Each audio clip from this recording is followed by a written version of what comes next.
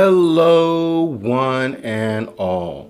Welcome back to yet another edition of the Average Guy's Guide to Life podcast. You know who I am. You know what this is, you beautiful bitch, you. How's it going? How's it shaking? Who still says that? How's it hanging? What do all of these things even mean? How's what shaking? How's what hanging? How's what going? Can you be specific? I wonder who came up with these phrases. Anyway, let me not go off on a tangent to start this podcast. I could. You know I could. And before I go off on anything, I need to remind you that I love you. I love you dearly. I would send you a postcard. You know, one of those fucking postcards with a lovely, nice white family on it. All smiling and laughing in a field of daisies. If that's what you want, I'll send you roses. I'll send you cake. I love you guys for your continued support. Excuse me, I have something that's on my tongue. Gonna be getting into that a little later. What was on my tongue, you should ask? Am I eating of the ass, you should ask? What am I eating that was so fucking delightful that it decided to stick around and be stuck to my palate while I am creating this podcast? Actually nothing. I have no idea what that was. Anyway, I love you. I love you very much. So please, like, share, subscribe. Your support is greatly appreciated. Now let's get right into it. Not gonna talk about any COVID shit. Not gonna talk about any quarantine shit. I think that's been covered.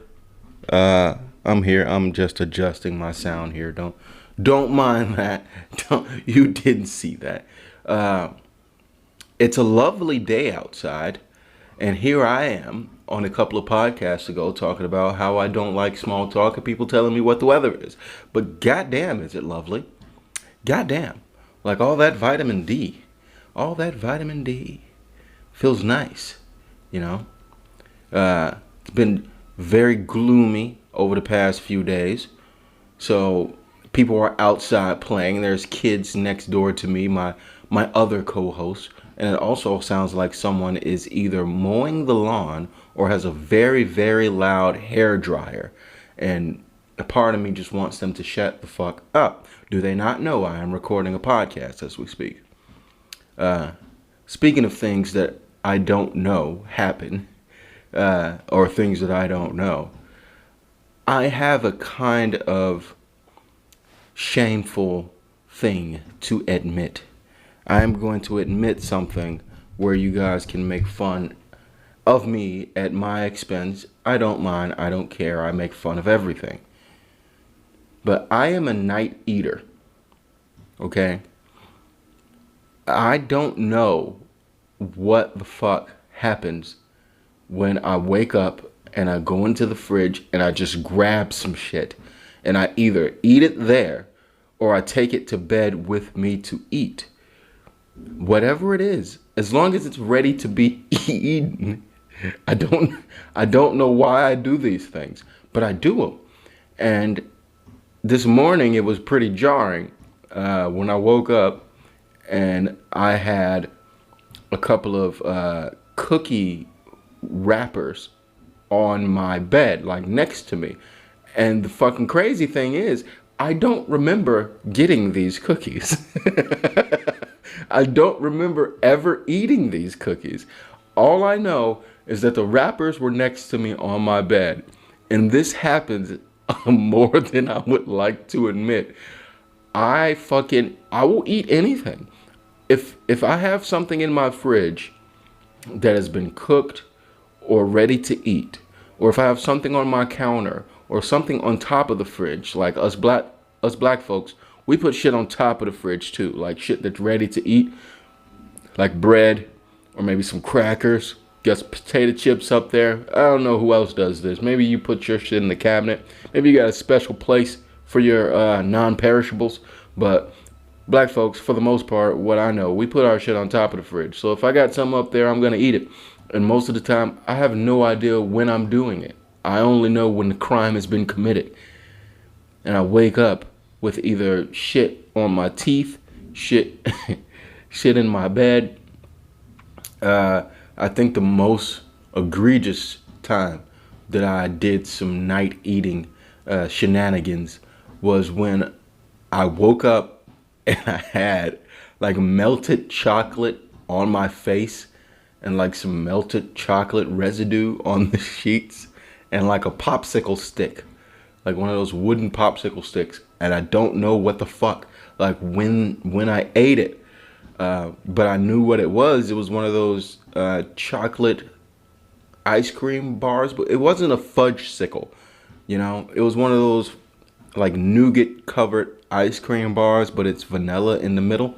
And I must have gotten up in the middle of the night, took a piss, then grabbed the fucking ice cream bar and took it to bed, halfway eating it, and then just gave up. I gave up and it melted on my fucking face. I am a night eater. Okay. This is why I have to work out, because I have no idea what the fuck I'm going to indulge when I am half asleep.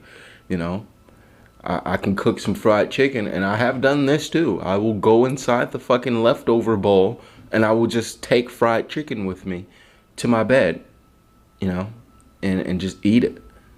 Whatever. I don't know. A lot of people are night drinkers. You know, you wake up and it feels like you just ate a bottle of sand for some reason. Your mouth dry as fuck. You know, the taste of your own mouth is not pleasing to you if you haven't brushed your teeth or rinsed it out with some sort of a liquid. So I get that. A lot of people wake up and the first thing that you want to do when you wake up in the middle of the night, of course, you got to pee, or you got one of those night dumps. Yeah, those night dumps are fucking terrible. But if you once you get those out of the way, you want to drink something. You know, get something in your mouth to get that horrible taste of your own breath out of it. But I don't do that. I mean, I do that as well, but I also eat cookies in the middle of the night. Anyway, that was my shameful moment. I feel very ashamed that I do these things. Just crumbs and shame. I'm surrounded by crumbs and shame. Anyway, I hope a lot of people out there are still able to work.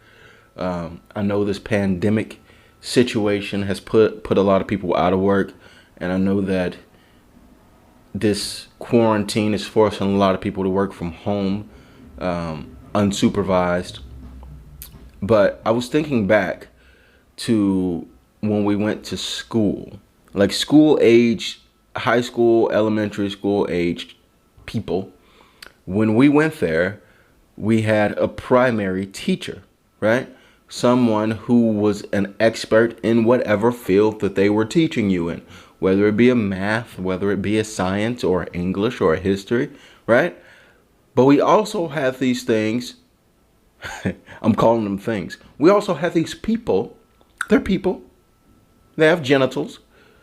We also have these people called substitute teachers. And the substitute teachers, I don't know why they existed. First of all, what the fuck was their field of expertise? Were they just a fucking utility knife of fucking categories? Just a utility knife. A one-size-fits-all teacher, you know? This motherfucker teaches PE full-time, but if a math teacher gets sick, you expect this person to come in and teach me algebra? But they didn't, right? This one-size-fits-all person, when they came in, you knew it was going to be a good fucking day. Especially if you were in elementary school. Some people call it grade school. If you were in 1 through 8 and a substitute teacher came in, because your primary teacher in those grades, that is the person that taught you everything. That person taught you math, taught you English, taught you literature, taught you history, social studies, all this shit. Now that's a jack of all trades teacher. Not like the one-size-fits-all teacher who's probably good at nothing but has to plug a hole somewhere. Now, the fucking the substitute, once they arrived, you knew that, oh, I'm not doing shit today. I'm not doing anything. This person is probably going to write one math problem on the board and then just sit there the entire day and allow us to do whatever the fuck we wanted to. We're going fucking crazy. There's 19 different conversations happening. There's people drawing. There's people throwing paper airplanes. There's people eating. There's some fights breaking out. Someone's in the corner eating paint. Someone's in the other corner taking a shit. There is chaos when the substitute teacher arrives. Unless they arrive with the little wheel cart. People in my age range will know what I'm talking about here. The little wheel cart with the tube TV, one of those box TVs, them heavy motherfuckers, attached to a VCR. Or if your school had funding, a VCR/DVD player, motherfucker. If they wheel one of them motherfuckers in there, they might have a chance to steady the chaos. You know what I'm saying? They wheel that motherfucker in there and they put on a movie.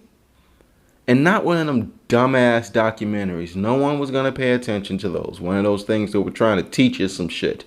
You know? Now, we're still going to act a motherfucking fool if you bring one of them in there. I'm talking about somebody that wheeled in one of those carts with the TV. And they didn't put on a documentary. They put on Training Day or some shit. You know, they put on I remember one of my teachers put on Romeo and Juliet because they thought it was the best of both worlds.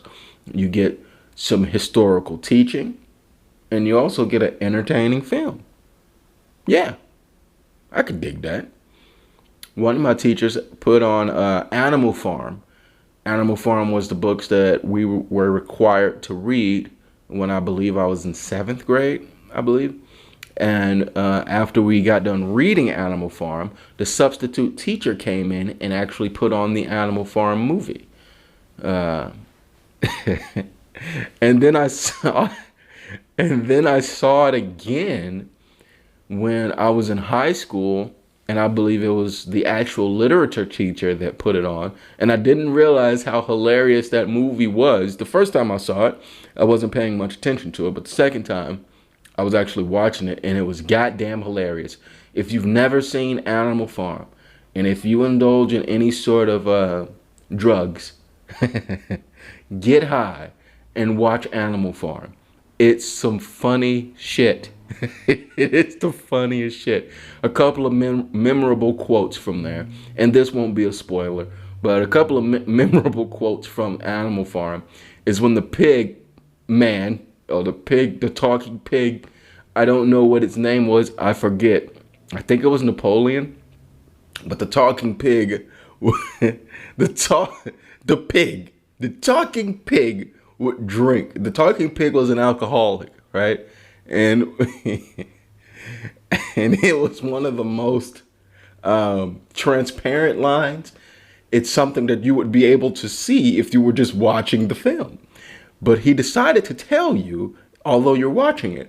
And he says, I love whiskey. Mm. Oh, my God. And another one, Baxter, the horse in the movie, the talking horse. The talking horse got a little too old to be in the Animal Farm. He was no longer useful. He couldn't pull his load of hay, I guess. So they sent him to the fucking glue factory, and all the other animals were outraged, and they went to the road and saw Baxter get taken away. And all the dialogue is just fucking hilarious. They say, Baxter! They're taking him to the slaughterhouse. It's fucking hilarious. Oh no, she says, they're taking him to the glue factory. And I think it was the dog that was like, Baxter! Please get high and watch Animal Farm. Please, I'm begging you. Anyway, so substitute teachers, they're fucking great. They're a party. They're a fucking party waiting to happen. This one-size-fits-all teacher, right? My thought was for the people that are still able to go to work and actually go into the office or whatever type of environment you work in, where is the fucking substitute boss, right? Where's that person? Where's that person? I know when your boss takes a vacation or they take a sick day or PTO, then, you know, you get to hang loose a little bit. You ain't got nobody looking over your shoulder trying to micromanage you, sending you emails you really don't want to fucking answer, pulling you into meetings that you're not even involved in. You're just sitting there listening to other people talk about shit that you don't even deal with, right? But what about when they don't take those days off? And they don't have any days listed on their calendar, or they just ran out of days. Can we have a fucking substitute boss, please? Can someone just wheel a fucking old school cart with a VCR on that motherfucker into the office, pull some chairs around it, and we just sit around and we watch a fucking movie. We watch Pocahontas or some shit, right? Let's watch Goodfellas. You know, we're all adults now, right?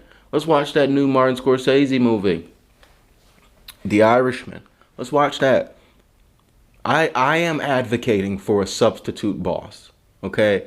I know that we're supposed to be doing a task, and I know that we're supposed to be getting paid for said task. I get it. Cool. But what the fuck, man? Come on. Come on. If school is supposed to prepare you for the real world, which it doesn't, by the way, let's just get that nonsense out of the way. It doesn't teach you anything that you would use in your real life.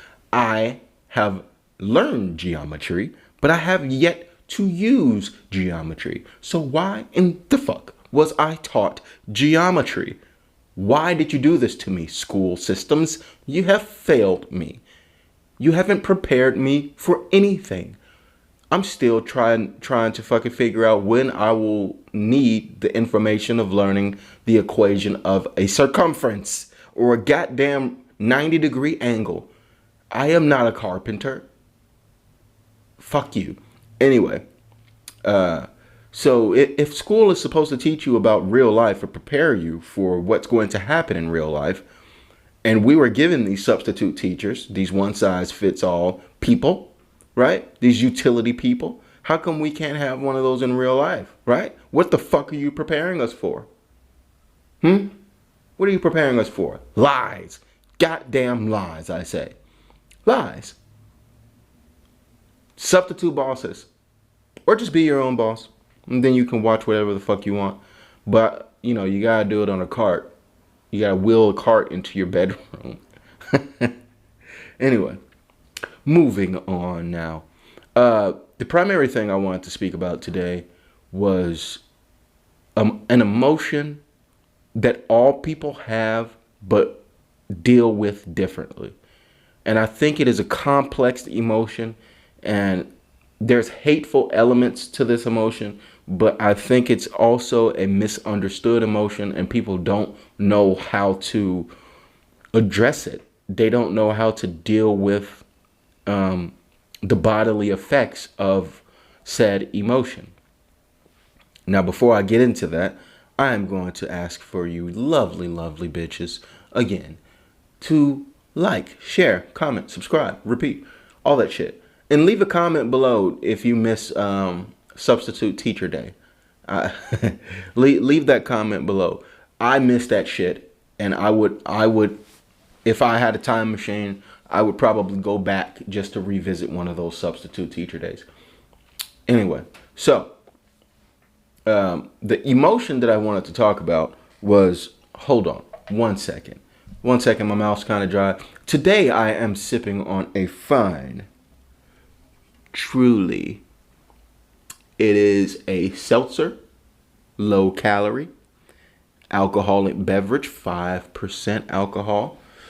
And I like it. I fucking like it. It's good. Go get you some Truly. And at Truly, a couple years down the line, if you're still a company and you see this, fucking sponsor me, bitch. Sponsor me. This shit is delicious. It's a tall can. It get you there. If you have enough of them, you'll get fucked up. Come on, trust me. Come on, Truly. Fucking Truly. Anyway, I'm only drinking it because my throat's dry, and also because I like a little buzz. Another thing that I don't understand, before I get into this conversation, another thing I don't understand, why is getting fucked up, why is getting fucked up considered a bad thing?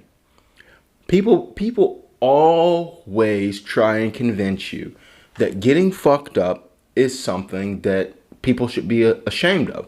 That's something that people shouldn't do. If you get fucked up, you're a bad person. You're irresponsible and you need to seek help. You need to go to rehab. Okay. Now, a part of that I understand, right? If you're doing hardcore drugs, like if you're smoking crack or shooting up heroin or smoking meth, or you're addicted to opioids, or you just like coffee enemas way too much, I understand that wholeheartedly. That's something that's going to kill you very quickly. But what about people that just like to drink? What about people that just like to smoke a little bit of weed? What about people that just like to pop the party pills, like the, what do you call them? I don't do them, so I don't know. Ecstasy. What about those motherfuckers? Or people that like to do mushrooms every now and again, or like to do some hallucinogens. What about those motherfuckers, right? Why are you getting judged if you get fucked up too much, right? And then when you stop, life is boring as fuck. Like you're so used to getting fucked up and your chemical state being altered. Once you realize that life is what it is, it's boring as fuck, right? But if you look at human history, people have been getting fucked up since the beginning of time. Here, they've been getting fucked up forever. The Vikings were on shrooms, people. The Vikings, the people that went and raided other villages and territories and pillaged and raped and killed, massacred.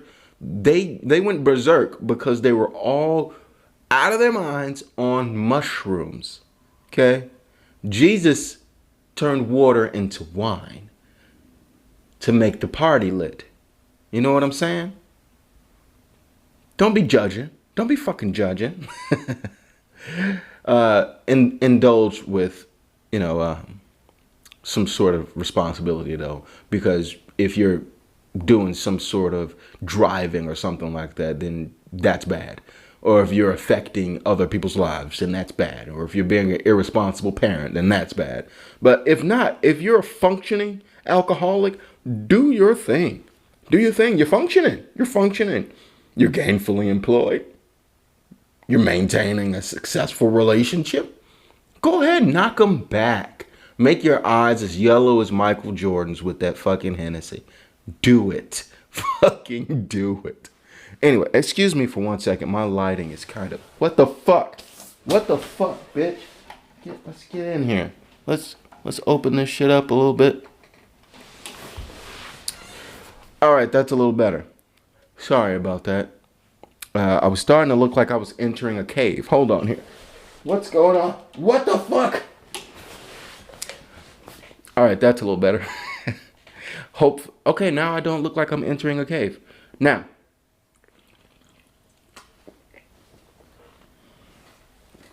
the emotion I was talking about, right? There is a very complicated emotion that people, everyone feels, and no one knows how to deal with it. Or I wouldn't say no one. A vast majority of people don't know how to deal with it when it triggers things in their mind and in their heart, and sometimes it has a bodily reaction. That emotion is jealousy. Now, personally, I'm going to speak personally here for a second. Jealousy is an emotion that I forget exists sometimes. And I'm not bullshitting you. I forget it. Like, I often give people the benefit of the doubt that they also don't feel jealous about anything. Because I don't. I don't feel jealous of anyone. I don't feel envious of anyone. And that's primarily because I'm comfortable with myself, but it's also because I know everyone dies. Everyone dies. And we're all in this together. We're all one single organism of human beings. So why the fuck would I be jealous of someone who has made something out of themselves, and I haven't made it to that place where they are? Why would I be jealous of them? Why would I be envious? I would understand their road, and I would know what it took for them to get there if they aren't someone like a Kardashian who just sucked a couple dicks or, got a rich papa. If they aren't someone like that, if they're a legit success story, why would I be jealous of this? Or jealous of a friend, a friend of mine, maybe I knew him in high school or something, who bought a house and at a very young age and got a successful business or, got a lovely family or whatever. Why the fuck would I be jealous about that? I just don't understand that emotion personally because I don't feel it. I know that the human experience is very brief. We all have a very short amount of time to leave our mark here on this planet in comparison with how old the actual planet is. So I don't hate on anybody. What I do is I try and encourage others to be better. I think the planet and our society, specifically in the United States, would benefit more if people had the mindset of lifting each other up rather than being hateful and jealous and envious and trying to judge and keep each other down. That is my general mindset. And I project that onto other people naively, thinking that they feel the same way that I do. But I was just reminded a couple days back that jealousy still does exist. I don't understand it, but it does exist. And a lot of jealousy is birthed and created from misinformation, right? Or closed-minded thinking. For example, someone can be jealous of you for being young and successful because maybe they're older, right? So they have the information to in their head. All they see is young and successful, and they probably think that you got handouts or their road was harder, so that's why it took them longer, right? They don't really know your story. They only know their story, and they're projecting it onto you and making comparison. They're comparing and contrasting, right? But that might not be the case. Maybe you're just an extremely hard worker, or maybe you're just extremely intelligent and you didn't like wasting time. So you knew what you wanted to do and you did it immediately. But that person who sees you, who's older than you, can see you young and successful and think that, maybe you were a fucking silver spoon kid. And that might not be the case. That's a form of jealousy.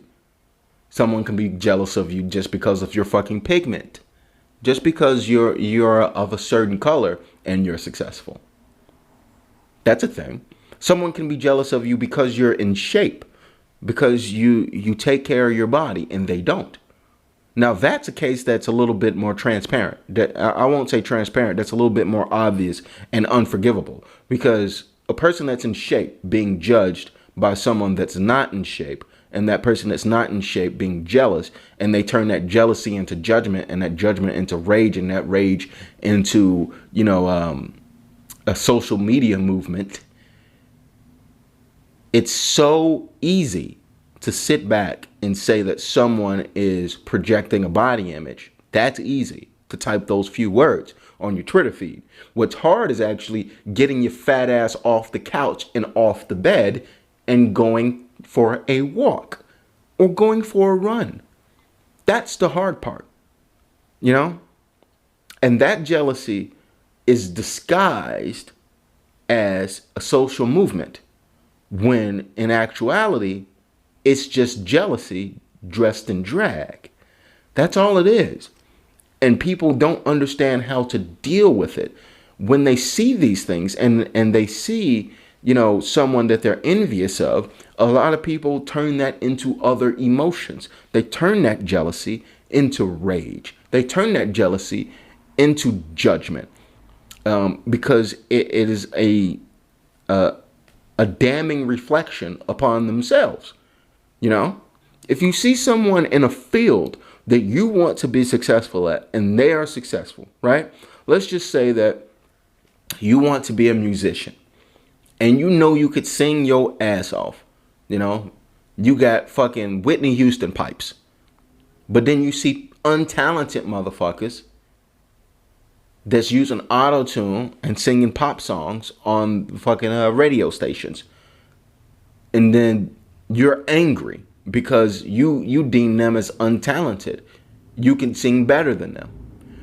So instead of acknowledging the envy and the jealousy and storing that in the cabinet that it belongs in and dealing with it and and working harder, what you do is you transform that jealousy into something else. You turn it into hatred instead of motivation, which is what I believe it should be. I believe all forms of jealousy should not be turned into other hateful emotions. I think they all should be turned into forms of motivation. For example, I make music. I make rap music. Now, a lot of the rap music, hip hop. I would say I'm an MC rather than a rap musician. But a lot of the hip hop and rap music on the radio today, I don't deem it as quality music. And when I was younger, it upset me. Not because I was jealous of the artist, because I was upset that they were tainting the field that I was working in. Now, that's different than seeing someone like Eminem and then being envious of his position and being envious of his reach. And he's able to broadcast his skills on such a large platform. I felt that. And that didn't make me angry. That motivated me to be better. I wanted to make the best verse in the world. I would hear an Eminem verse and be like, damn, that is fucking good. I hate this nigga, even though he's not a nigga. I hate this nigga. He can just fucking spit this shit and everybody's listening to it and everybody gonna say how fucking dope he is. Everybody's gonna be like, he's the GOAT. Fuck. I know I can rap something better than that. Let me go do it. But that wouldn't be hateful. It wouldn't be hateful. I am probably the biggest Eminem fanboy alive, you know. So it's a mixture of motivating and I guess I don't know the word for it, but it kind of sparks a fire under your ass. So anybody that feels jealousy, and I know a lot of people do. If you're feeling any sort of jealousy, just take a minute. Take a second and try and realize what that emotion is actually stemmed from. Why is this happening right now? What actually engaged this? What started this off? What lit that fire, right? If you see someone walking down the street, if you're a lady and you see someone walking down the street, she fucking fine as hell. Her hair done, her nails done, her lashes done, she got makeup on, and wearing all the fucking nice clothes, skimpy outfit. Well, not skimpy, just tight and fitting, you know, in shape. And then you see this person, you be like, that whole bitch, that bitch, you know, that bitch ain't shit. Why do you say this? Why do you say this? Why is she a bitch? Why ain't she shit? Explain yourself. Explain yourself. Is that misdirected jealousy? Is that jealousy instantaneously morphed into hatred without you even knowing a person? How about you walk past this person or you see them on Facebook or at work or wherever the fuck and you get inspired by this person and you're like, damn, she is killing right now. You know, this bitch is fucking killing. She got everything tight. She got her hair done nice. She looked like she ain't worried about shit. I need to be on that level. Instead of letting your jealousy determine, you know, what sort of hateful emotion it's going to be turned into. You know?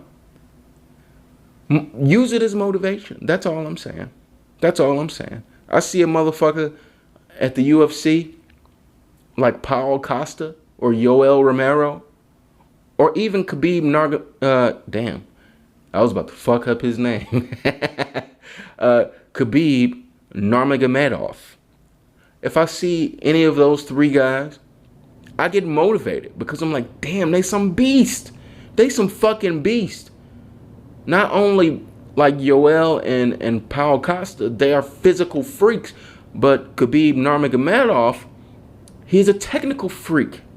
And I get jealous of their abilities and their natural abilities, and it doesn't make me want to fucking hate on them. I'm still fans of them. It makes me want to be better. That's all I'm saying, folks. That's all I'm saying. Don't use jealousy to guide hate in a misinformed way.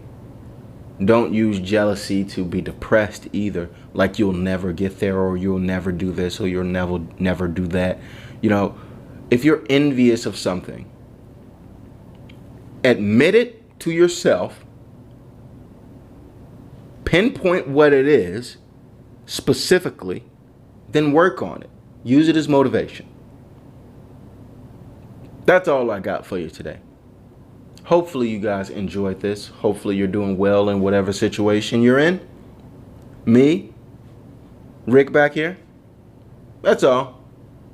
Bye.